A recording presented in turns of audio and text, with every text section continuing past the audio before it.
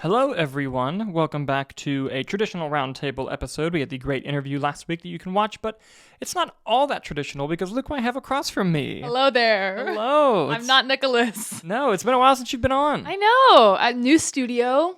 One could argue it's been too long. You're just flattering me. No. Not long enough, in my opinion. Actually, it's time for you to go now. Yeah. Fun. Yeah. Thank you so much. Good to see you, babe. Good to see you too. You excited? Yeah. You nervous? No. I used to get nervous. We don't have enough viewers to be nervous. Yeah, we do. Oh, man. But it's good to see you. Are you ready to dive into some stories? Please. We have some killer stories for you today, and of course, the box office. So just wait for that. Let's dive in. Go right ahead. First story comes to us from Variety. It's weird doing the stories. I was going to say, it's odd hearing you do it. Yeah. I'm usually the listener too, so, but continue. The Academy Awards are going to be adding a new category for their show for 2026, so the 2025 films, and that's going to be for Best Casting. That's exciting. It's finally happening, and it's about time. I'm very excited for it. This is a award that they've been trying to get for a really long time. There's been a casting branch at the Academy for a while, so we knew it was a matter of time before this was going to happen. But I am excited that the casting directors are going to be recognized. I think it's fun. I think there are a couple more categories that could be added as well, particularly something to do with stunts or second unit direction. I think that would be really cool to see, but it is a difficult award to give out. You don't know who to give it to. But I am excited about casting directors getting an Oscar. What are your thoughts? I feel the same way. That's very exciting. You're right. There's so much that goes on behind the scenes. That in like the pre-production, like the casting is what starts it off, like kind of like the writers. So before you even get on set, their influence is so important. So glad that it's getting recognized. And like you said, my first thought that came to mind before you even said it was stunts, like same. Yeah. So hopefully this will be a step in the right They direction. still need to do stunts. They do. But yeah, super exciting. Can't wait to see for 2026. See, the only funny thing I think of is they announced this award, and all the casting directors, like the one who did Oppenheimer was like, are you fucking kidding me? 2 years from now, this is the best work I've ever done. Wasted. Years of Academy training wasted. Yes. But I'm excited. I am too. Great. And you'll be really excited for this next one. Oh, man. So there's a filmmaker whose name is Sebastian Venikek. I'm probably pronouncing his name wrong, excuse me. He just made his debut feature film last year called Infested. It was a horror film that came out as part of the Critics Week sidebar at the Venice Film Festival. He's on the up and up. Sure. Well, he has just been tapped to helm a spin-off movie for The Evil Dead. Yes. Stop it. Yes. Wait, it's a bit off? This Yes. is the first I'm hearing of this. More Evil Dead. Yeah, what? I'm very excited. That's super exciting. And, we've talked about it on the show before. Sam Raimi and his production company are doing such a good job at hand-picking new talent and, up-and-coming filmmakers and, getting them, Fede Alvarez, 2013, whoop, you get Evil Dead. Lee Cronin, whoop, you get Evil Dead Rise. Sebastian Venikek, whoop, you get whatever this film's going to be called. Bruce Campbell's also going to be producing. It's the same production team, but a new Evil Dead film. I am beyond excited. I don't have a handle on the previous film because I've never seen it. I've also never seen Lee Cronin's first film, which was called The Hole in the Ground. Never saw it. But it shouldn't be going straight to streaming like Evil Dead Rise was originally going to. Then luckily it came out theatrically. This should be going theatrical. I'm really excited, and I trust it just on the fact that it's Raimi producing, it's Bruce Campbell producing. They've picked two great filmmakers before, and why would they stop picking great filmmakers now? I feel like they're just going to do another great job and pick an amazing filmmaker. So I'm amped, personally. How are you feeling about it? I'm the same way. Honestly, when you said Evil Dead, regardless, I was jazzed. So because they did so good with Rise, that like you're saying that with Raimi and Campbell and everyone coming on board, sometimes sequels, you get nervous with franchises, but they've proven, you're exactly like you just said, that with the reboot and Rise, that it's in good hands. So I'm only excited for more to come. And it is cool that they're picking not named directors just for the sake of it. It sounds like you said, I haven't seen Infested either, but they obviously saw something in it. Raimi and Campbell or whoever on the production company saw it, and that sparkle or whatever gory horror. I love that you called it sparkle. it's my favorite. A little sparkle. Yeah. You know, you see a kill, and you're like, ooh, that's Evil Dead right there. You know, the Evil Dead sparkle. But you know, they saw something in the film and in the director's style or whatever, I'm sure, and that's very refreshing. It's not like they just took a director just to take a director, because they don't need names anymore. You know, like they don't need that. If you make a good Evil Dead movie, then it's going to be a good movie and people are going to see it. So that's exciting. It's a good way to keep the budget down so the profit margin's less. You can always make your money back. It's horror, makes money. Evil Dead makes money. So we're chilling. I can't wait for more Evil Dead. I can't either. I'm going off book, sorry. So you said it's a spinoff? Yeah. That's how Deadline described it. Okay. It was a spinoff, Variety, wherever I just pulled from. Yeah. That's just exciting. I mean, I was going to say, would you rather it have been a spinoff or like another prequel from Rise with the same characters, or do you care? Or you're just happy I don't really care. I mean, like, I don't know why it's being called a spinoff, because technically each film other than the originals could be considered a spinoff because it's all new characters. So I'm hoping that they're calling it a spinoff because there's a plan with those characters. And since this doesn't feature that, they're like, oh, this is a spinoff. So I'm hoping that that's what that means, but we'll see. We'll have to see. What do you guys think of a new Evil Dead film happening? I cannot wait. Let us know in the comments as we move on to our next story. Our next story comes to us from Deadline. America Ferrera, who has just been nominated for Best Supporting Actress for her role in Barbie, will make her feature directorial debut, which is the film I Am Not Your Perfect Mexican Daughter, based on a novel, and it's in development at Amazon Studios and Orion. I believe it was a New York Times bestselling novel, and it was previously set at Netflix, but it looks like Amazon will now be making the film. What are your thoughts on this? That's exciting. I love that. I mean, you're right. She's getting credit as the supporting actress nomination. It's exciting to see her branch out. I don't know if she had any help with the production of Barbie. I don't think so, but if she did, you know, or whatever. It's cool that she's branching out, getting to do that too, if this is her first, you know, any sort of directing anything. And it sounds like maybe she had a connection with the book or something like that, and that's what made her do this. You know, I don't know, but that's exciting. Good for her. Hopefully it goes well. I'm excited too. I love when, you know, different artists branch out to try something else, try something new.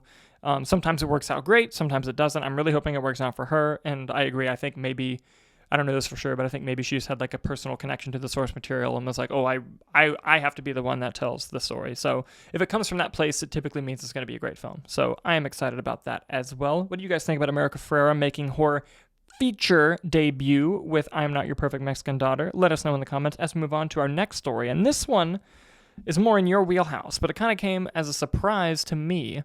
Apparently, there was a sequel Disney Plus series to Moana in the works, and Bob Iger decided, no, this is going to be a feature film, rework it into a film, and it is coming out this November.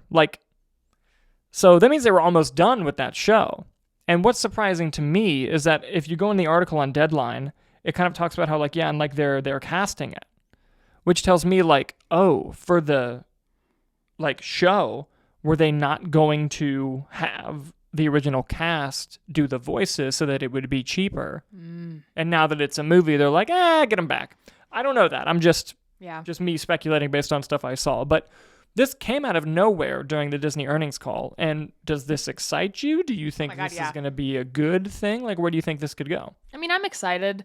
The fact that a streaming show is now going to be a theater full movie. It's only, there was something Bob Iger saw in it, the potential for it to do well. Yeah. So that is exciting, because most of the time I feel like it's the other way around, where a movie then gets shoved into streaming land. Yeah. So it's exciting to see the reverse, with Evil Dead. We brought it up again, but and it reminds me of the Toy Story 2 situation, where that was going to be a straight to DVD film, and then they watched it and they were like, "What the fuck? This is so good! We can't put this straight on DVD." Yeah. So. Yeah, it's one of the few films that has a 100% on Rotten Tomatoes, Toy Story 2. Really? Mm-hmm. That's so good. It's very good. It's good. Excellent. I love that movie. It's excellent. So what do you guys think about Moana 2 surprisingly happening this November? And do you think it was a good move on Disney? Let us know as we move on to our next story. And this is a bit of a doozy. So on a recent episode, Nick and I were talking about how the David Coep, the writer of the original Jurassic Park, is coming back to write a new Jurassic World movie. That's very exciting for several reasons. But what we didn't know is who was going to be directing the film. I stupidly suggested, wouldn't it be cool if Spielberg did it? Silly me. But right after that episode came out, it became quickly released in Deadline that David Leitch was in talks to direct the film. And I was like, oh, interesting. Like, he's an action guy, so cool. I mean, are the Velociraptors going to get AKs? Like, I was kind of looking, like that I'm in, But I like David Leitch as a director. He's a great filmmaker. I love Bullet Train. I like the action of Atomic Blonde. I like Deadpool 2. So I was like, okay, like, I'm curious by this. Like, let's see it. And then just a couple days later, another story came out in Deadline saying, nope, talks fell through. He's not directing Jurassic World anymore. And so that obviously made me kind of do a deep dive as to, like, what's going on here. And I am one of the subscribers to the Insnider newsletter, the one that Jeff Snyder runs. He's now on his own doing journalism. And he put in his newsletter what he had heard happened with the whole Jurassic World situation. For some reason, Universal is dead set on this 2025 release date that they have for summer of 2025. I don't know why, but they are dead set on it. And so they needed to find a director who's just going to be a shooter, meaning we have all the storyboards, we have all that stuff. We need you to just come in and shoot this script and direct it, basically. Like, you're not going to have a real say from the beginning. It's going to be, we need you to come in with what we have and shoot this film. And David Leitch has a reputation for playing ball with studios, like, kind of, being someone who can just come in and do that if it's required. And so that's why he was in initial talks. But when he got there, he started having his own ideas. His producing partner was apparently really heavy on changing some stuff. And when Frank Marshall and Steven Spielberg are the people doing it, you're not going to get your way. I'm sorry. Like, it's not going to happen. And so apparently that quickly just became like, no, we need someone who can just come in and shoot this. So what this says to the quality of the movie, who knows? Maybe the script's just that good. I don't know. It's also just a big company making a big movie, and I understand the risk. But this makes me curious as to who they will get to direct the film. Because there are a couple directors that come to mind when I think of, like, oh, we need a shooter, like someone who can just come in and shoot it, like a Louis Leterrier, who's doing the Fast movies with Universal, but he's doing Fast. He can't do this. So I'm just trying to think of, like, other directors that could maybe come in and do this. But it's interesting that they clearly, because we were surprised, like, oh, it's coming out in 2025, they need to start shooting soon. Well, apparently it's because they've done all their pre-production and they just want a director to come in and start, essentially. So I found all that investigation very fascinating. Sorry to throw a lot on you there. No, it's fine. That's very cool. But what are your thoughts on, this new Jurassic World movie coming out relatively quickly, and, they need a shooter director who's going to do it? What are your thoughts on this? 2025 is crazy. Yeah. That's wild. That's literally next year. Yeah. And you're right, if they haven't even started shooting it yet, that's crazy. But let the studio do what the studio's going to do, Though while you were speaking, I was trying to think of other directors too, and I'm not as well versed as you, so I was like, I don't know. Like, anyone that I came up with would be heavily influenced. But then I was like, similar to what you said, you're like, okay, if you have someone who it's already hashed out, you just need to come up and shoot. Like, why can't Spielberg just do it? I know. Like, that's the first thing I thought of. Like, he knows the script, he wrote it. Like, immediately, who else? The ill will that people have of, like, another Jurassic movie, like, immediately, if you like, oh, Spielberg's coming back, immediately is like, well, I'm excited, like, instantly. Especially because if you're right that he has creative control, like, the whole franchise. Oh, yeah, right, of course. But, like, you're saying that David Leitch came in and he was like, no, we're not doing that. Yeah. Like, it's already his movie. So you can either get a director who's going to, like you said, play ball and just come in and finish it out and shoot it on set, or you just have him do it because he's going to say no to anyone else. Yeah, that'd be fun.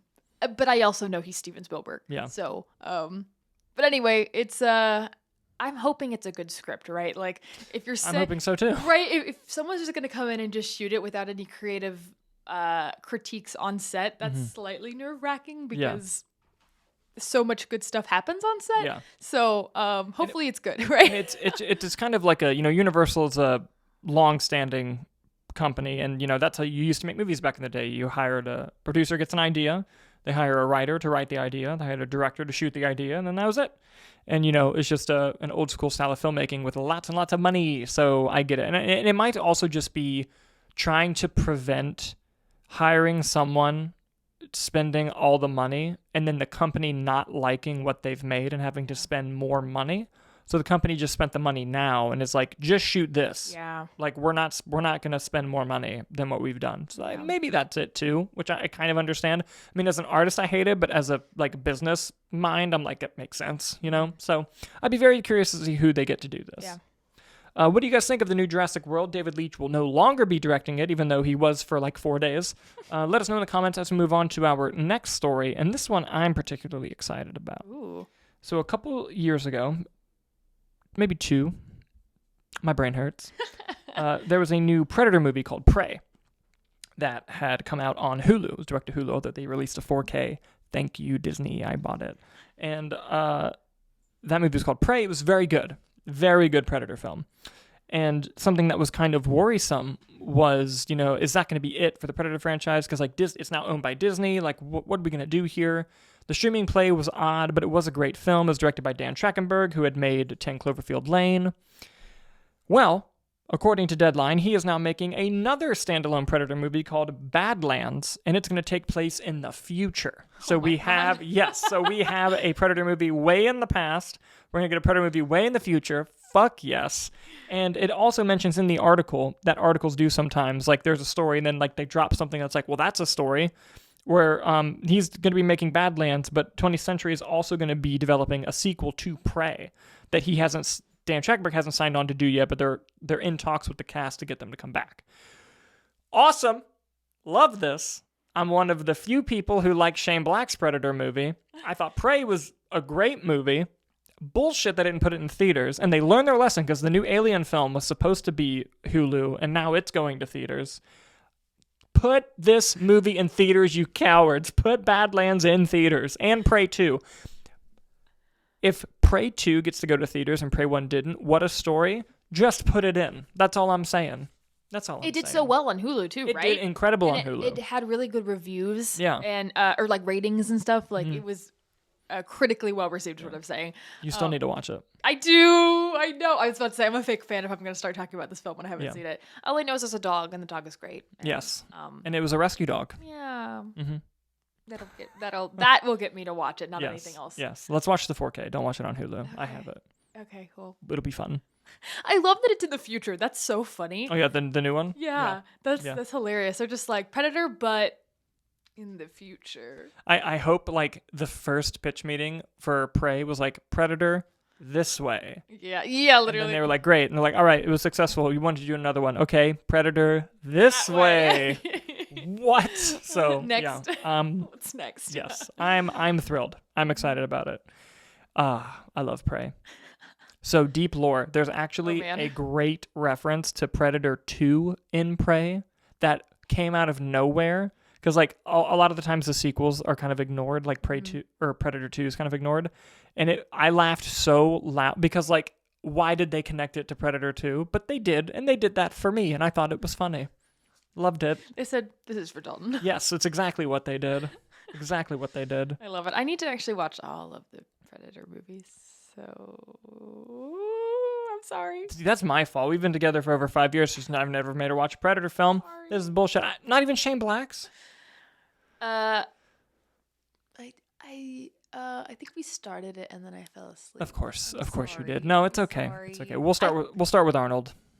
We'll start with Arnold. Yeah. Yes. I've like half watched it. Does that count? Yes, it has Arnold Schwarzenegger, Carl Weathers, who recently passed away, which made me incredibly sad. Yeah.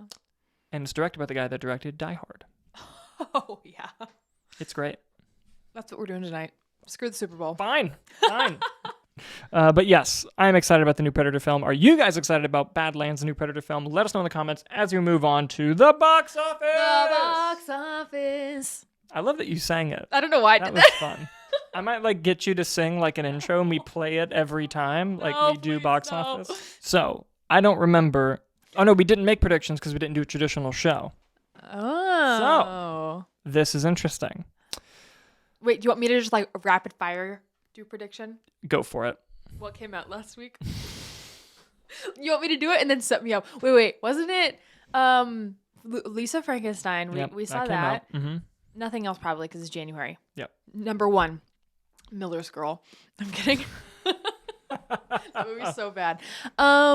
Lisa Frankenstein came out. We're in like the January February. Oh, Jesus. But we're in like the lull where Yeah, there's like not a lot going on. All right, hit me with the top 5. Go. I don't even remember what came out. Lisa Frankenstein. Stuff that's already out also in there. Oh. Never mind. Okay, I'll just tell you. Coming in first in its second weekend was Argylle. Well, I was going to say that. Making $6.5 million. Look, this is an unmitigated disaster. Wait, 6? Yeah. Oof. It only made 17 in its opening weekend, dropped 63% to make 6. So far, its worldwide box office is $60 million. Its production budget was $200. Oof. Matthew Vaughn deserves better. That hurts. He always has bad luck, I feel like. Yeah. Not always, but. Lisa Frankenstein came in second place in its first weekend, making only $3.8 million. But it was only made for a budget. I looked it up. This is according to USA Today, though, so, But the budget they are reporting is 13. So while it's not high budget, it still has a lot of ways to go for only opening to 3.8. Sure. Its legs are going to be determining how successful it is. Coming in third in its fifth week, The Beekeeper, dropping only 34%, making $3.4 million. Its worldwide box office total is at $114 million on a budget of about $34 million. Oh my God. Why are people not talking about this? I don't know, but we got to protect the hive. The Beekeeper was so much fun. I love it. You should watch it. It's great. After Predator. Watch it for Josh Hutcherson. Is he in it? Yes, he plays the bad guy. I feel like you've told me this. Yes. I keep forgetting. We've had know. the same reaction to you love him. I love him. He's such a good guy. Yes. Coming in fourth were episodes 1 through 3 of season 4 of The Chosen, which was a Fathom event. Every time that show makes a new premiere, it kills it at the box office. It's like a faith-based show. Oh. Did very well. It made $3.1 million. Total domestic box office for the first 3 episodes of season 4 is $12 million. Holy cow. Yeah, they can make that show. And coming in fifth, guess. Just guess. Miller's Girl? No. I have no idea. No idea? I don't even know what else came out. Coming in fifth, Wonka, making What? another $3.1 million in its 9th week. And Wonka's worldwide total is $587 million, and it's over $500 million. Whoa. On a budget of $125, it's made more money than most of the films last year. It was one of the highest grossing movies of 2023. Oh my God. Go Wonka. I love that film. I loved it very much so. And Migration came in 6th. It had been sticking in there. It's made $235 million worldwide on a budget of 72. So it's made profitability, but for Illumination, it's on the lower side. If you see my dog, it's okay. He's just exploring the new office. Hi, buddy. Hanging out. He wants to be on camera. Yep. But he's got opinions on Wonka. Yes, we got to get him the Hendrix cam. Yes. Right, buddy? He's okay. He's just hanging out. Yeah, he's chilling. Something else I wanted to point out box office-wise was the re-release of the first Dune made almost $2 million. Whoa! Yeah. Oh my God. Yeah. I need to go see it again. Yeah, you fell asleep the first time. I'm consistent. Okay. Okay, so you want to do predictions? Yes. Madam Web comes out. I don't think it's going to do well, but I think it'll do better than 6. Yeah. So here's my predictions. Go. Madam Web number 1. I'll go Argylle number 2. Lisa Frankenstein number 3. Beekeeper number 4. The Chosen number 5. Chosen again? Yeah. Isn't a Fathom event only a week, or no? It doesn't have to be. Okay.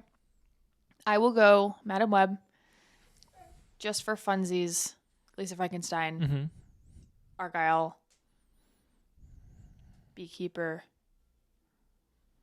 Wonka. Oh, interesting. Mark your notepads, everybody. And if you have predictions, if you're right on the show, we will shout out your username. I love that. So it will be fun. But yes, that's the show today, guys. Thank you so much for watching. Be on the lookout for some upcoming movie reviews. Buddy, it's okay. We're about to sign off. We're signing off right now. Be on the lookout for some movie reviews. There probably won't be a Thursday episode this week, but don't worry. We'll be back full force with 2 episodes next week. So thank you guys so much for watching, and we'll see you next time.